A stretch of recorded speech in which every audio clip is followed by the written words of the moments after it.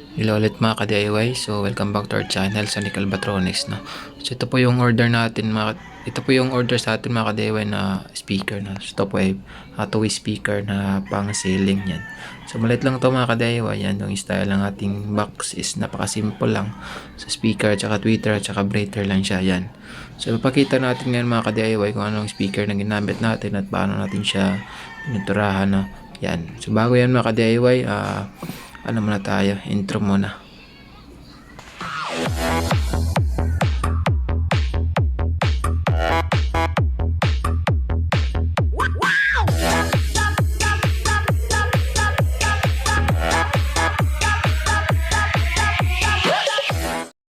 So yun mga ka-DIY, so ito na yung ating box na. So di ko na pinakita kung paano siya binuo kasi simple lang yung design niya. Yan, so ito mga ka-DIY. So bago yun, shoutout muna sa ating new subscriber na si Jabski and Milarosa. So shoutout siya sir. Maraming salamat sa support at sa panonood yan. So yung gamit ko na paint ito mga ka-DIY, itong laser yan. Yung Pilox na white. Yan, so pwede kayong gumamit ng enamel. Yung iro-roller nyo, pwede rin siya sa spray. Yan. So, yung gamit ko dito is spray. Yun. Yung ano niyan mga ka-DIY, yung harap niyan is black kasi nalagyan natin yan ng screen yan. So sa spray natin is tansyahin nyo lang kung sakto na ba siya o manipis pa. So nakadepende na yan sa inyo mga ka-DIY yan. So, ito yung gamit natin, no? Pilox laser spray yan. So maganda to mga ka-DIY kasi hindi siya napapakpak eh. Kaya yun yung nagustuhan ko sa sa spray. Pero depende na sa inyo kung ano yung gagamitin nyo mga ka-DIY. So pwede rin siya Pilox, yung enamel yung gamit natin, pwede rin. Yun. So yan mga ka-DIY, totally white yung color niya. Tapos yung harap niya is itim, may screen niya. Yun. So ito na mga ka-DIY, ito na yung finish natin. Yan. So may terminal block na siya. Yan. So yung terminal ng speaker sa likod. So yung gamit pa lang natin na speaker mga ka-DIY is crown yan, woofer. So, ito ay 6.5 inches. Yan. 6505 na model. So nabili ko to online sa Shopee. So nasa description yung link mga ka-DIY kung sakaling bibili kayo is maganda yung quality niya. Yan. So yan. 50 watts lang yung ano niya mga ka-DIY, yung max power niya. Yun. So, solid naman mga ka-DIY sa halagang 270 is maganda yung quality niya kaysa dun sa mga brandless na speaker, no? Yan. So, yan yung ating box. So, ikakabit natin dyan. Yung partner niya is tweeter. Ito, yung paiso. So, nandito na sa online na nabili mga ka-DIY is meron din dito sa lokal namin. Yan. So, yung nilagay ko na capacitor is 3.3 microfarad yan. So, iparallel lang natin yan mga ka-DIY sa ating speaker para maging isa lang sila at saka isa lang yung kanilang speaker terminal. So sa screen naman mga ka-DIY, gumamit kami ng metal screen at saka yung speaker cloth. Yan, so para din makita yung speaker natin at saka maganda tingnan yan. Sa sticker naman yan, nagprint lang kami para sa aming trademark. Yun. So yung screen nga pala mga ka-DIY, yung gamit natin is maliliit na butas at saka metal yung pinili natin. Yun, so papakita ko yung screen, ito yun. So dito sa amin nagkakalaga po siya ng 175 per meters yan. So pagkatapos niyan ay sprayan na natin ng paint yan. Ito naman yung Bapol speaker cloth na gamit natin mga ka-DIY. Ito. So sa Shopee din to. So sa gustong bumili, nasa description yung link niya. So check nyo lang mga ka-DIY. Yun. Yan yung mga ka-DIY yung ating two-way speaker. So, gamit ang ating screen at saka yung atong speaker cloth. So, kakabit na natin dito mga ka-DIY yung ating speaker at saka yung ating tweeter. So, bali yung pagkabit is basic lang. Kailangan lang natin siyang iparallel doon sa ating speaker. Yun. So, para maging 8 ohms pa rin siya kasi yung tweeter is hindi naman siya ng impedance eh. So, hihinang lang natin yan mga ka-DIY. Yan. Positive to negative. Tapos, i-screw natin yung ating speaker. Yan. So, napakadali lang mga ka-DIY. Ating DIY speaker ngayon. So, ito ay order ng ating kaibigan sa kanilang boutique, yung kanilang Biela Antraya na bridal event. Yan. Ito po ay ilalagay natin sa kanilang ceiling mga ka-DIY. Yun. So, tapos na natin mahinang. Yan. Kakabit na natin dyan. Tapos, screw natin. Yun. So, sundan lang mga ka-DIY, yung design ng box natin is napaka simple lang kasi yung speaker natin is 6.5 inches tsaka isang tweeter. Bali 2-way lang yan mga ka-DIY. So maganda rin naman yung tunog niya. So bali yung gagamitin pala natin dito mga ka-DIY na amplifier is yung Juson Mars. Yun. So test natin mamaya. Matapos nating alagay yung lahat ng speaker na to. Yan. So yan mga ka-DIY, tapos na yung apat. Yan. Yung dalawa is tinakpan ko na, nilagyan ko ng screen. Yung dalawa naman mga ka-DIY is hindi pa, para makita natin yung kanyang ng speaker. Yan. Sa likod is ganito siya, yung mga speaker terminal niya. Yan. So magandang tingnan din mga ka-DIY yung white na kulay at saka itim yung sa harap. Yan.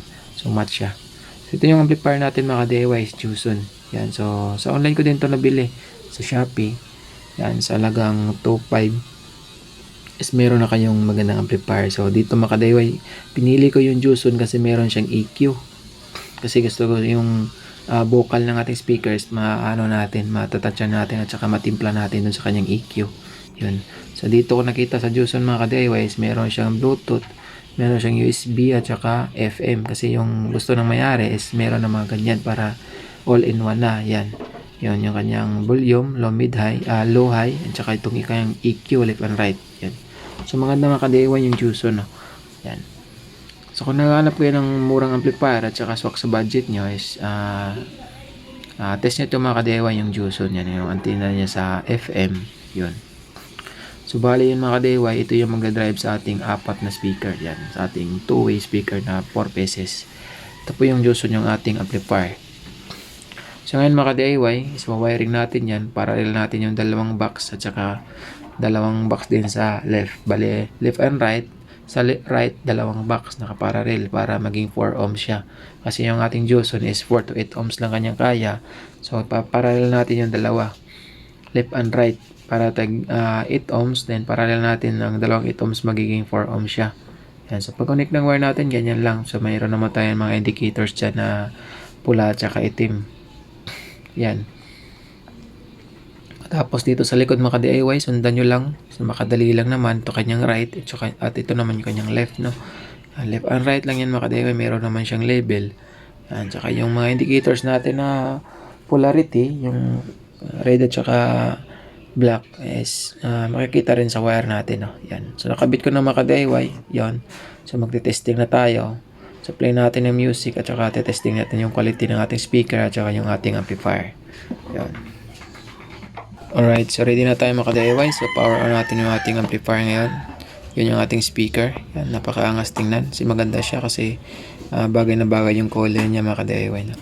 So ngayon, pa-power up na natin yung ating Juson Mars. Yan. So dito mga ka-DIY, select natin. Down mo natin yung kanyang volume. At saka meron ditong selector mga ka-DIY kung paano tayo mag-connect sa Bluetooth. No? Yan. So pa siya, USB. So click lang natin yan para maging blue. Yan. Yung kanyang Bluetooth name naman mga ka-DIY is Juson Amplifier. Yan. So naka-connect na ako dyan. Yan, i-prepare lang natin sa ating cellphone. Tsaka play tayo ng audio. Yun. So yan, pihit tayo ng volume.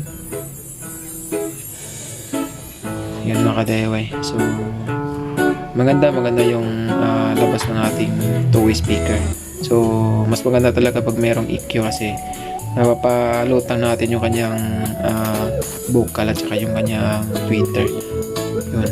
So pakinggan nyo mga ka-DIY. Yan. Napakalinis din yung tunog niya. Yan. Yung ating crown na 6505. Yan. So maganda mga ka-DIY, no? So napakasulit din kasi maliliit lang siya pero malakas, no? Pihit tayo ng konti. Yan.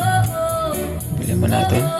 Tsaka yung EQ natin is kayo nang bahala yung settings. Tsaka sa akin, paano kayo na papalutang ko yung vocal niya at saka yung Twitter niya para mas maganda pakinggan sa loob ng ng lalagyan nito. Yan. So yun mga ka-DIY. Yung settings ko naman is gaganyan ko lang para di masyadong masakit sa tenga. Yan. So maganda yung mga ka-DIY kasi meron siyang EQ unlike sa ng amp na maliliit na low and high lang o kaya low mid high. Tapos meron tayong low mid high na EQ at saka meron pa tayong low at saka mid na tone control. Yan. So yun mga ka-DIYs, maganda yung tugtog niya. So test naman natin ulit yan. So lalagyan natin ng bass. Yan.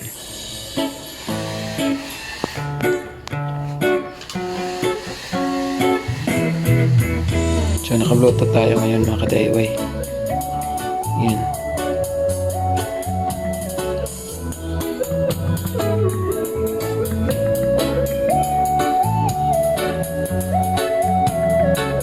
So okay na okay yung ating Crown na 6505. Kasi maganda na yung tunog niya, woofer siya mga ka-DIY.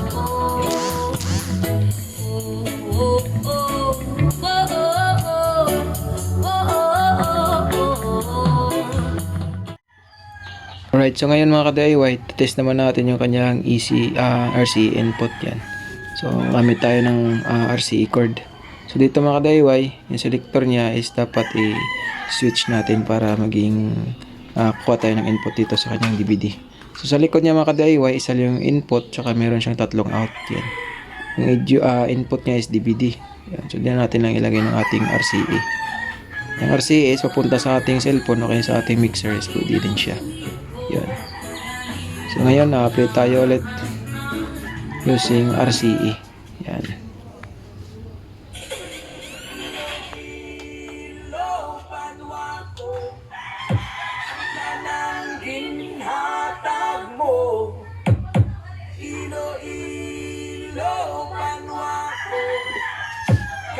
DJ Wowing Remix.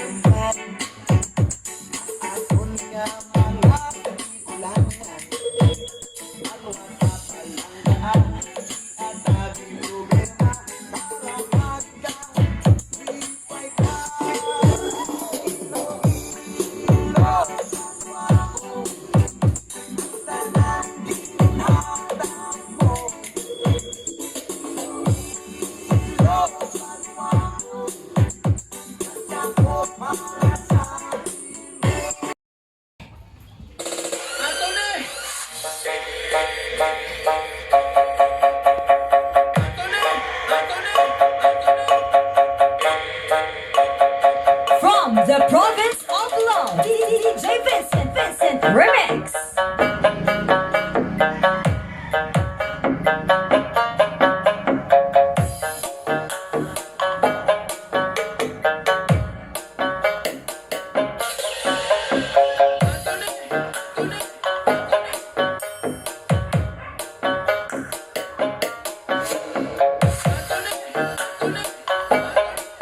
Mga ka-DIY, so ayan na. So tapos na natin matesting yung ating speaker na two-way.